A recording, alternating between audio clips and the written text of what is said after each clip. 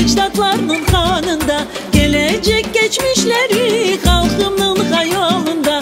Kırım benim vatanımdır, mavi bayrak kolunda. Güreşkenler sahip olur, ana vatan Kırım'da.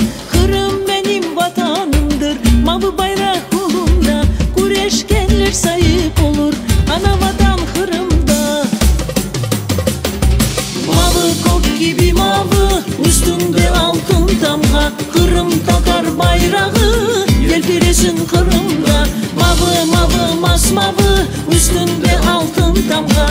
Milletimin bayrağı galibeler yolunda.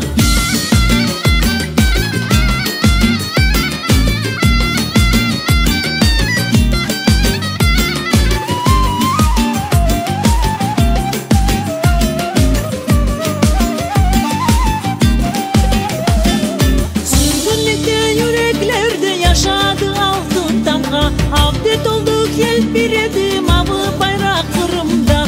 Uzun yolun sonu vardır, güreşnin galebesi.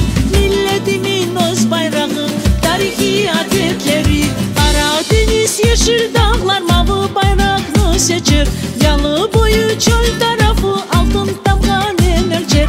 Evlatlarının arzuları mutlak ömürge geçer. Mavi bayrak altın damga galibeler getirir. Evlatlarının arzuları mutlak ömürge geçer.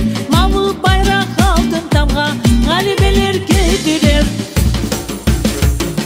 Mavi kok gibi mavi, üstünde altın damga. Kırım Tatar bayrağı yelpiresin Kırım'da. Mavi mavi masmavi, üstünde altın damga. Milletimin bayrağı galibeler yolunda.